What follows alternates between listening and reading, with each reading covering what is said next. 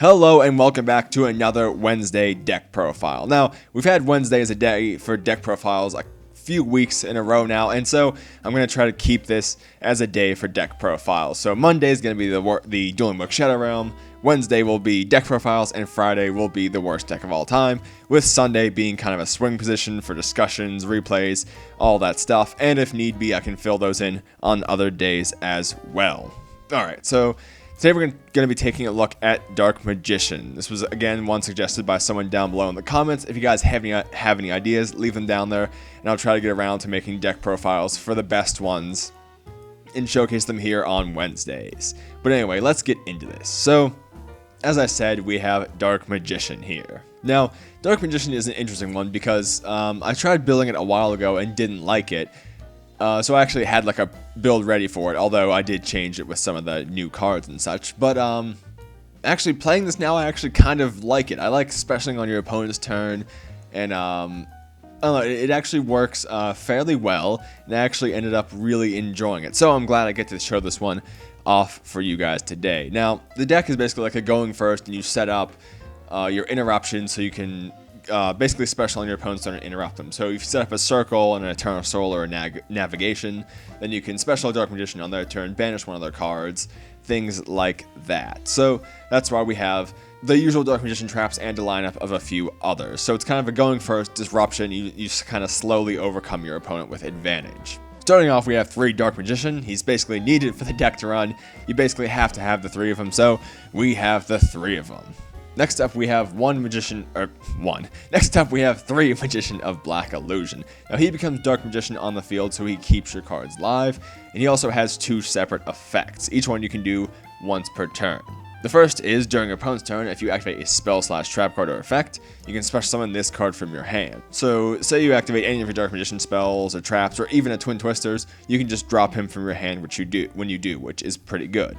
Also, if you activate a spell, trap card, or effect while this card is face up on the field, you can target one Dark Magician in your graveyard to special summon it. Now, that can only be used once while it's face up on the field, and also, sadly, this doesn't count as Dark Magician in the grave, only on the field, so you will have to target a vanilla Dark Magician for that. He also has the reverse stat line of Dark Magician, so instead of 25-21, he's 21-25.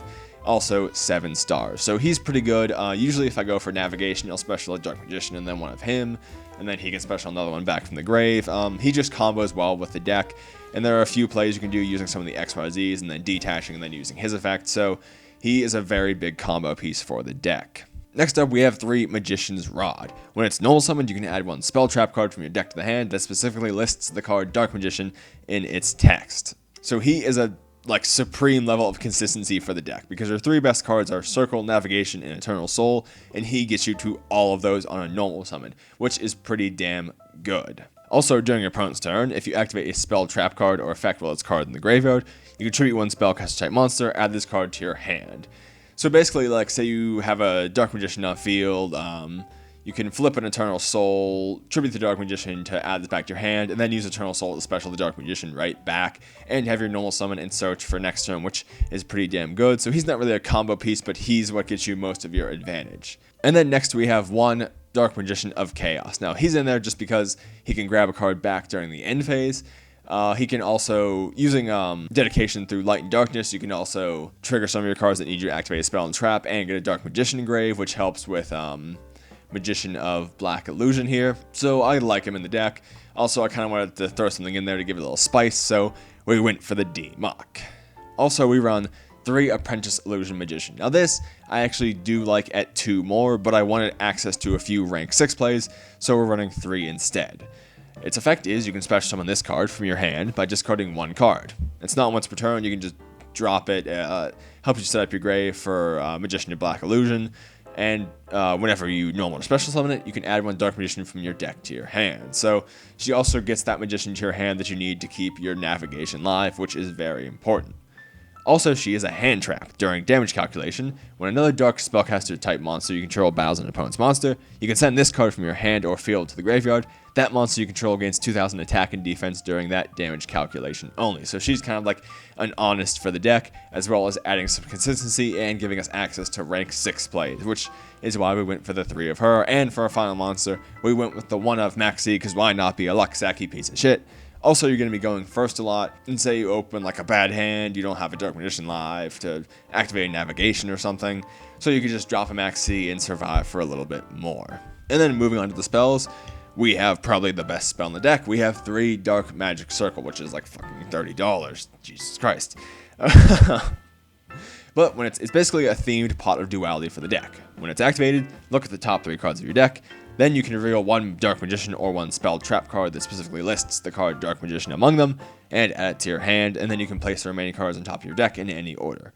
Also, if Dark Magician is normal special summon to your field, you can target 1 card your opponent controls, banish it, and you can only use each effect once per turn. And the banish one is actually super important because you have a lot of cards that are going to be specialing Dark Magician. You have Magician of Black Illusion, you have Magician's Navigation, you have Eternal Soul, you have one of the XYZs. So if you can get the banish live and keep it live off of Dark Magical Circle, you are going to gain a lot of advantage over your opponent, and this is kind of like one of your win cards. Like, if they have something that you want to out, you pretty much just want to banish it with Circle. So it's a definite 3 of. It adds consistency and power to the deck. Very good. Next, we have 2 Illusion Magic. It's pretty simple. Tribute 1 spellcaster type monster, add up to 2 copies of Dark Magician from your deck or graveyard to your hand, and you should only use once per turn. That is basically just in there because it gives us something in our hand for Eternal Soul. Say we could like Null Summon Rod, add Eternal Soul, activate that, tribute the Rod, grab 2 of those, and then our Eternal Soul is live. It also makes our navigation live,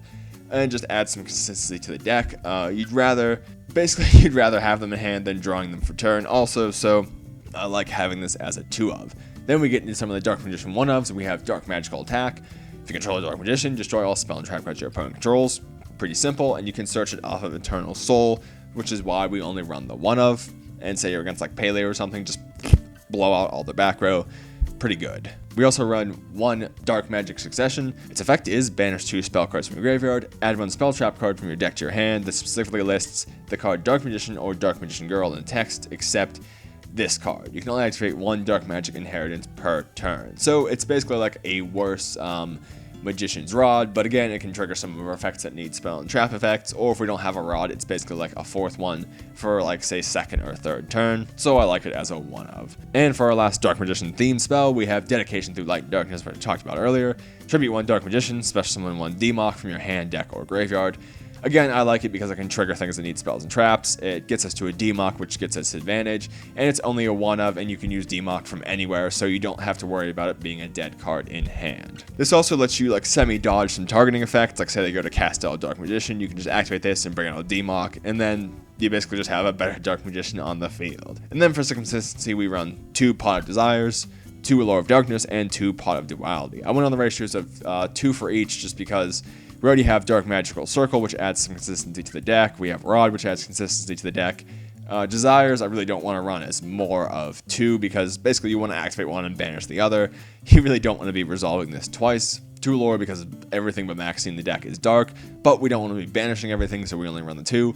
And 2 Pot of Duality because although most of the time we will be special summoning on our opponent's turn, like say we're going for an OTK, I'd rather have one of these 2 than another Duality. So that's why we have 2 of each. And rounding off the spells, we have 2 Twin Twisters. Moving on to the traps, we have 3 Navigation, 3 Eternal Soul, 3 Strike, and 1 Warning, so a pretty basic lineup. Now, Navigation says, special summon 1 Dark Magician from your hand, then special summon 1 level 7 or lower Dark Spellcaster type monster from your deck. Also, whenever it's in the grave, except the turn it was sent there, if you control a Dark Magician, you can banish this card from your graveyard, target 1 face-up spell trap card your opponent controls. This turn, it has its effects negated until the end of this turn. So, say your opponent activates a Dragonic Diagram, you have this engraved and Magician on the field, you can just negate the diagram for the turn, which is pretty fucking amazing. This card comes in handy a lot against things like Fogblade or Fiendish Chain. You can keep your effects live for a turn. Definitely very damn good, probably one of my favorite cards in the deck. We also have Eternal Soul. Every Dark Magician in your monster zone is unaffected by your opponent's card effects. Alright, fuck yeah. But if this face-up card leaves the field, destroy all monsters you control. Now that's the bad part, however, the benefits outweigh the risks, basically. And then once per turn, you can activate one of these 2 effects. Either special summon 1 Dark Magician from your hand or graveyard, or add 1 Dark Magic Attack or 1,000 Knives from your deck to your hand. We only run the Dark Magic Attack, so that's our only target, but most of the time we will be using this to special summon a Dark Magician. So this, again, is a combo piece that protects you. So like say you go into the XYZ, you detach one, special one from deck, then you can special back the one you detached off of this. It helps you trigger your circle. It makes them untargetable. It's just very good card. The deck got a serious boost when this came out. The only problem is if it's destroyed, you're a bit fucked. But again, it's so good that you pretty much have to run it.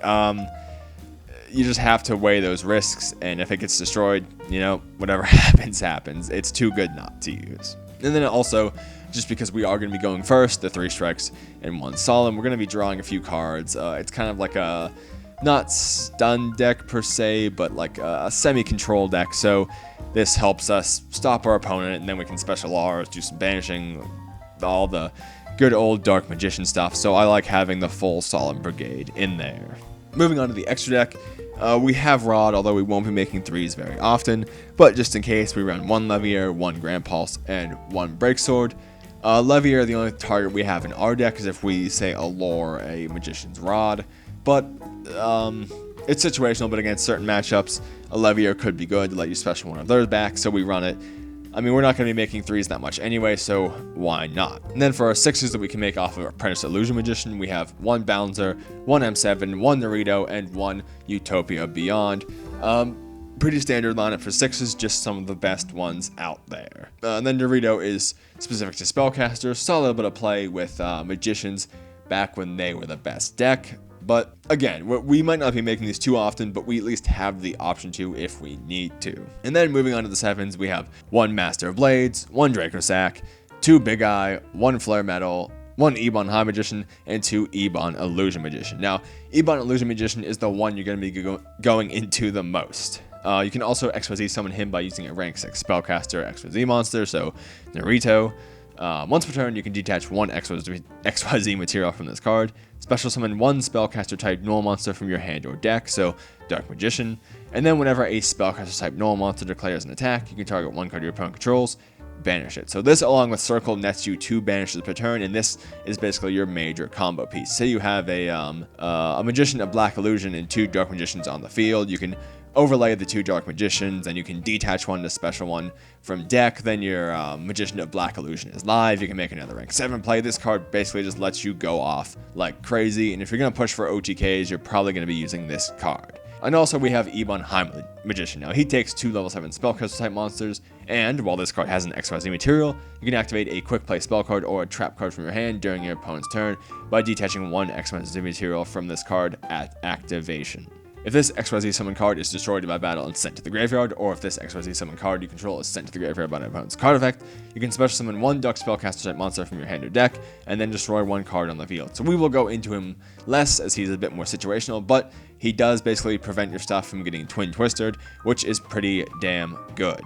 Alright, so that's basically the overall deck. Like we were saying, it's a kind of control deck. You're just going to slowly build up an advantage over your opponent, and then kind of kill them from there. Usually you can build up enough advantage to just kind of push for game pretty quickly, especially with Eternal Soul, Magician's Navigation, and Ebon Illusion Magician. But anyway, let's get into a few replays for the deck. Alright, so first one here, we're against a somewhat questionable deck. It's, I guess, just some kind of like weird generic dragon-y deck.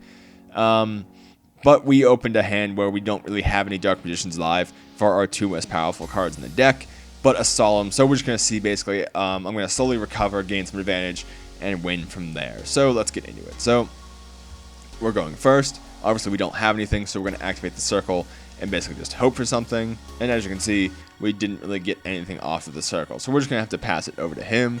Now he's going to go for the 1-for-1, and even though I saw the Kid Moto Dragon, 1-for-1's just such a damn strong card. Could get him virtually anything.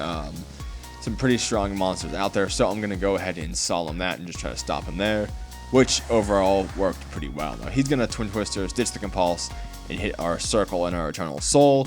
So I'm just going to go for Eternal Soul and add the Dark Magic attack to hand just to get something off of it before it's destroyed. And he's going to Terraform and go for Ravine, ditch the return for a Ancient Whitestone to Grave, which will allow them special a Blue Eyes during the end phase. Now, we still don't draw anything that's going to make our navigation live. Basically, we have to get a Magician in hand. So we're just going to have to set a Solemn Strike and hope from there.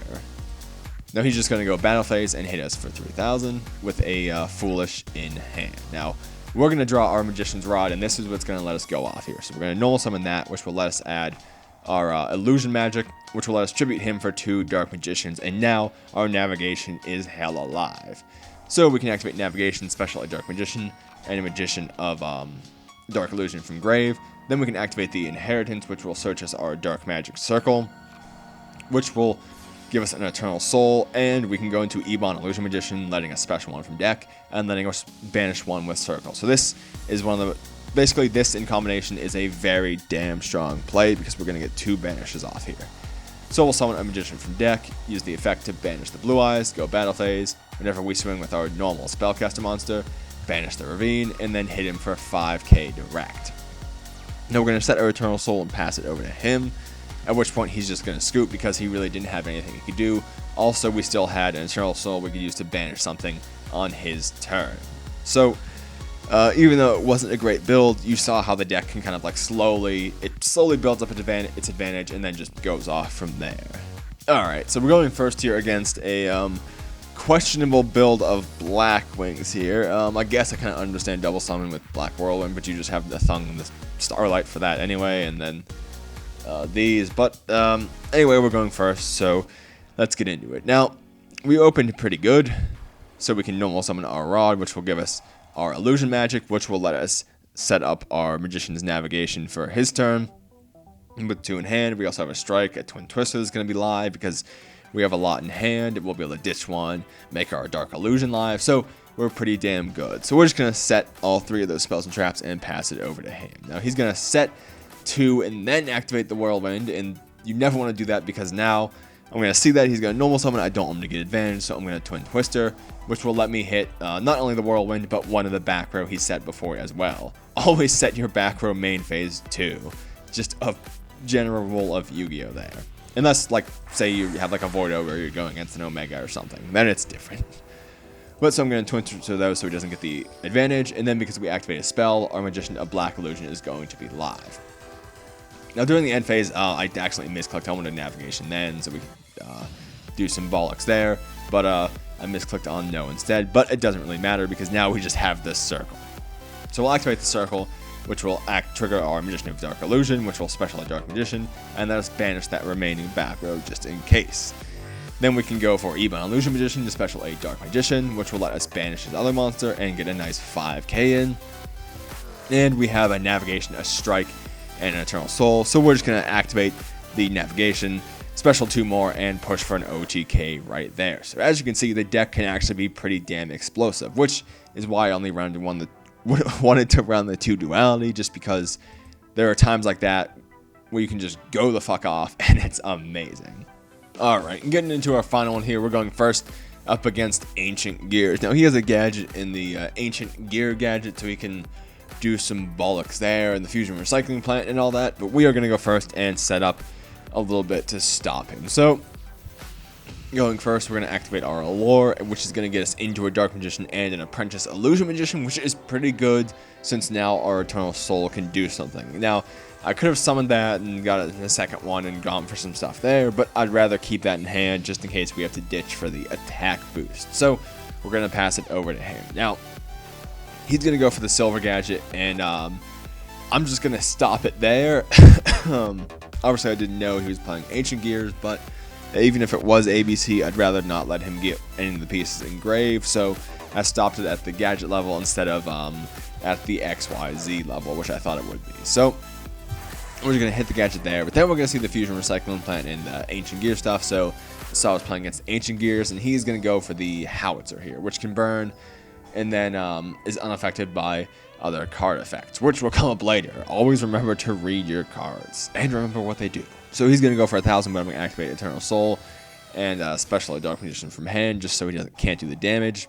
And then end phase, he'll get to add that back off of Fusion Recycling Plant. Now here, I could have done things a bit better, but I forgot that that was unaffected, so I messed up just a little bit. But anyway, we're going to use this to get a Dark Magician off the field to get some more in hand, so we can use this and that and all this bollocks. So we're going to go for that, which is just 2 spells engrave, which lets us use our Dark Magic Inheritance, which lets us search a circle, which we can use to get a dark magic attack.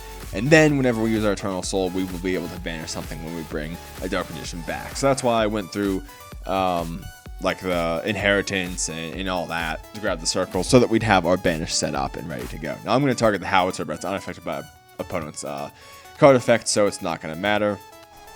But we have the Dark Magic attack, so we're just going to blow out his spells and traps anyway, which was the Recycling Pant and Ancient Gear Reborn. So it was a good hit. And then we're going to drop an Apprentice Illusion Magician just so we'd be able to swing over that, and then anything he specials off of it. But he's going to special something stronger than a Dark Magician anyway, so it won't matter. But we still have an Eternal Soul and 2 targets for it. So the second he goes into battle phase, we're just going to use Eternal Soul and banish the monster he was going to swing with, at which point he'll scoop because he really doesn't have much left. So that basically just shows you like the advantage the Dark Magic Circle and Eternal Soul and basically those 2 cards together get you, because every turn just banish one, banish one, banish one. You just keep doing it. It's that like constant pressure, kind of like Overload with Psy-Frame. So that shows off like the control aspect of the deck really well.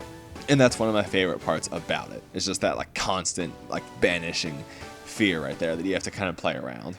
Alright, and so that is it for the deck. Anyway, again, it's something I at first didn't like, but then ended up liking it more the second go around, interestingly. But yeah, it's that kind of control-based, like build-up advantage kind of thing, which, and you like play a lot on your opponent's turn, which is actually really fun, especially in something other than Cosmo for once. But that like the banishing on your opponent's turn and that just like constant fear of that and how you have to set yourself up, it's a really fun deck to play, and I actually ended up quite liking it. But anyway, once again, if you have any ideas, leave them down in the comments, and if you have anything really good, I'll profile that on an upcoming Wednesday. But anyway, thank you for watching, and I will see you later.